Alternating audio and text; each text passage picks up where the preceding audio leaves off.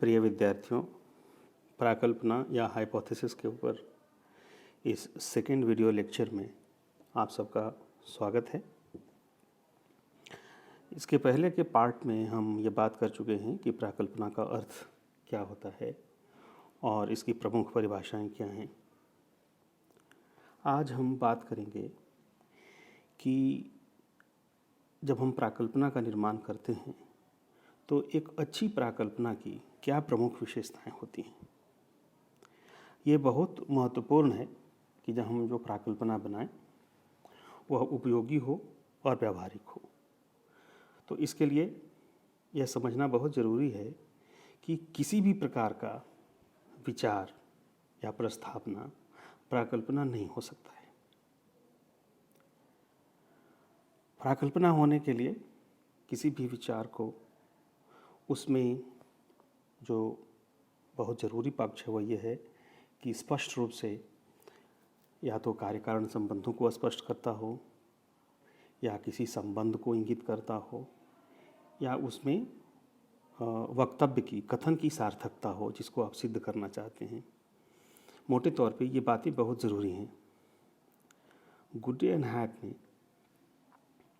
सामाजिक अनुसंधानों में उपयोग में आने वाली प्राकल्पनाओं के 5 विशेषताओं का उल्लेख किया है और उन्होंने कहा है कि यदि इनमें से पांचों में से कोई भी एक प्राकल्पना की विशेषता अगर नहीं है तो यह अनुसंधान में उपयोग में लाए जाने योग्य नहीं है। वो 5 उपयोगी विशेषताएं प्राकल्पना की क्या हैं उसके बारे में हम चर्चा करते हैं। उनके अनुसार जो सबसे ज़रूरी और जो पहली विशेषता है एक प्राकल्पना को उपयोगी बनाने के लिए वह है क्लैरिटी या स्पष्टता। क्लैरिटी या स्पष्टता से मतलब ये है कि जो भी प्राकल्पना का निर्माण आप करते हैं वह अवधारणाओं के दृष्टिकोण से बिल्कुल स्पष्ट होनी चाहिए। और इसमें 2 बातों का ध्यान रखना बहुत ज़रूरी है। नंबर 1 कि अवधारणा या वैज्ञानिक शब्दावली जो भी आप प्राकल्पना में काम में ले रहे हैं, उपयोग में ले रहे हैं, उसकी स्पष्ट परिभाषा होनी चाहिए जो आपको देनी चाहिए। और अगर हो सके तो अवधारणा की प्रक्रिया का वर्णन भी करना चाहिए। दूसरा, उनकी जो परिभाषाएं आप दें वो ऐसी होनी चाहिए जो सामान्य रूप से मान्य हो या विचारों का सही संप्रेषण करती हो, यानी कि समझने में दिक्कत नहीं हो। आपकी कोई भी अवधारणा व्यक्तिगत रूप से बनाई गई हुई नहीं होनी चाहिए। साहित्य में जो अवधारणाएं उपलब्ध हैं उनका इस्तेमाल करना चाहिए और भाषा का भी ऐसा प्रयोग करना चाहिए जो सबको समझ में आ जाए और लोग उसका समान अर्थ लगाएं। अगर भाषा और अवधारणा अस्पष्ट और भ्रामक होंगी तो वो दूसरे लोगों को आपकी प्राकल्पना समझ में नहीं आएगी। तो इसलिए अपनी प्राकल्पना को भाषा एवं अवधारणा के स्तर पर स्पष्ट बनाना एक अपरिहार्य आवश्यकता है एक अच्छे प्राकल्पना की। जो दूसरी विशेषता है वह है आनुभविक संदर्भ,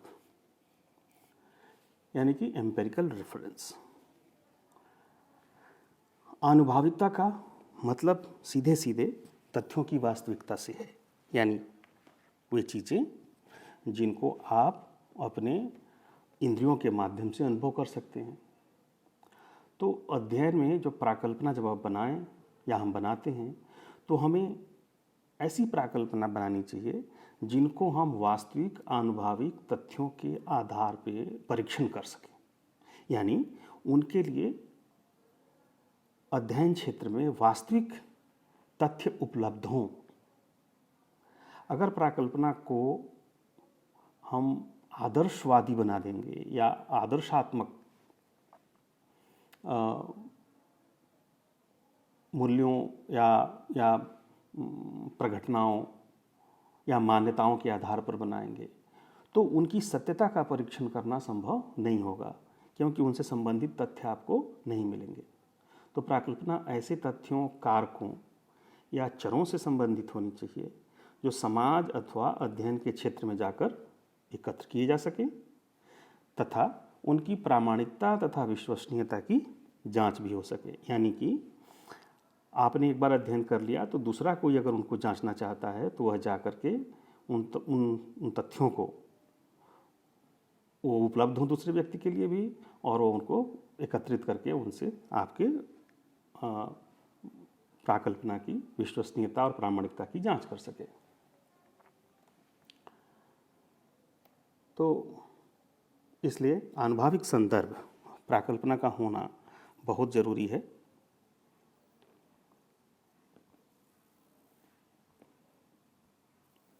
और तीसरी विशेषता है विशिष्टता। गुडे एंड हैट के अनुसार उपयोगी प्राकल्पना विशिष्ट होनी चाहिए। विशिष्ट का कहने का मतलब है स्पेसिफिक होना चाहिए, टू द पॉइंट होना चाहिए। अगर आप बहुत ज़्यादा विस्तृत और बहुत सारे मान लीजिए आपने एक ऐसा प्राकल्पना बनाया जो किसी पॉइंटेड विषय से संबंधित ना होकर के पूरे आपके अध्ययन के क्षेत्र से संबंधित हो जाए तो आपके लिए वो अनवेल्डी हो जाएगा। उसको संभालना, उसको समझना, उससे संबंधित तथ्यों को एकत्रित करना आसान नहीं होगा। तो विशिष्ट होना चाहिए, स्पेसिफिक होना प्राकल्पना का बहुत ज़रूरी है। तो यानी कि जो भी क्रियाएं या और पूर्वानुमान वह इंगित करती हैं वह स्पष्ट रूप से वर्णित हो और बहुत ज़्यादा विस्तृत नहीं हो, ताकि आप जो कारक और चर जो इस्तेमाल करें वो संबंधित हो और उनका सही तरीके से वैज्ञानिक तरीके से अध्ययन संभव हो पाए। अनेक कारकों और कारकों के परस्पर संबंधों की जांच करना मुश्किल हो जाता है, इसलिए कम से कम कारक रखें, अन्यथा अध्ययन में बहुत ज़्यादा भटकाव और समय और श्रम लगेगा। तो हमें बड़ी और विस्तृत प्राकल्पना के निर्माण से बचना चाहिए और सीमित, पॉइंटेड, विशिष्ट, स्पेसिफिक प्राकल्पना का निर्माण करना चाहिए। जो चौथी विशेषता है वह उपलब्ध प्रविधियों से संबंधित है। यानी कि जो भी प्राकल्पना या प्रस्तावना आप बनाएं जो तथ्यों के परस्पर कारण प्रभावों को बताने वाली हों और चूंकि इनकी जांच की जानी है तो आप ऐसे तथ्यों को चुनें जिनको जांचने की प्रविधियां, टेक्निक्स आपके विषय में उपलब्ध हों। अगर उनको जांचने का मापक, पैमाना, टेक्निक्स ही उपलब्ध नहीं है तो आपको उनको जांच पाना, उनका परीक्षण कर पाना संभव नहीं होगा। तो ऐसी स्थिति में प्राकल्पना का निर्माण तो आप कर लेंगे, परंतु तथ्य संकलन नहीं होने से या इन तथ्यों के अभाव में उनका जांच नहीं हो पाएगा। तो हमें इस प्रकार की प्राकल्पना के निर्माण से बचना है। अगली जो बहुत महत्वपूर्ण विशेषता है वह ये कि हमें सिद्धांत से संबंधित ही प्राकल्पना का निर्माण करना चाहिए। उपयोगी प्राकल्पना की बहुत महत्वपूर्ण विशेषता है। लोग प्राकल्पना के चुनाव के स्थान पर अपने रुचि के विषय सामग्री चुन लेते हैं और इस बात का पता नहीं लगाते हैं कि वह अनुसंधान वास्तव में सामाजिक संबंधों से संबंधित जो विद्यमान सिद्धांत हैं उनको जांचने, उनको समर्थन करने या संशोधन करने में सहायता करेंगे या नहीं। इसलिए हम अलग अलग अध्ययन करते रहेंगे और उस अलग अलग अध्ययन से जो विषय का जो ज्ञान है उसमें कोई खासी अभिवृद्धि नहीं होगी। तो इसके लिए ज़रूरी ये है कि जो भी आप प्राकल्पनाएं बनाएं वो आपके विषय में जो उपलब्ध जो सिद्धांत हैं उन सिद्धांतों के से संबंधित हो, ताकि हम उन सिद्धांतों की जांच परख कर सकें। इसलिए व्यवहारिक एवं उपयोगी प्राकल्पना वही होगी जो उपलब्ध तथ्य और सिद्धांत से संबंधित होगी। और last but not the list, प्राकल्पना की जो महत्वपूर्ण विशेषता है वह है सरलता। एक व्यावहारिक, एक अच्छा जो प्राकल्पना होगी वह सरल होगी। यानी व्यावहारिक एवं उत्तम प्राकल्पना में सीमित कारकों का अध्ययन होगा। आवश्यक रूप से अधिक कारकों को हम अनुसंधान में सम्मिलित नहीं करेंगे, जिससे जटिलता पैदा हो और परीक्षण में कठिनाइयाँ आए। लेकिन साथ में यह भी ध्यान रखना चाहिए कि प्राकल्पना जो है बहुत अधिक सरल भी नहीं हो जानी चाहिए, उससे भी उसकी उपयोगिता नष्ट होगी और अव्यावहारिकता आएगी। तो इस प्रकार से हमने यह देखा कि जो हम सामाजिक अनुसंधान में जो प्राकल्पनाओं का इस्तेमाल करते हैं, उसमें जब हम प्राकल्पना का निर्माण करेंगे तो उस एक उपयोगी प्राकल्पना के लिए कौन कौन सी खास बातों का ध्यान हमें रखना चाहिए। उसमें 6 बातों की हमने बात की। नंबर 1 स्पष्टता, दूसरा अनुभविक संदर्भ, तीसरा विशिष्टता, चौथा उपलब्ध प्रविधियों से संबंधित, फिर सिद्धांत से संबंधित और सरलता।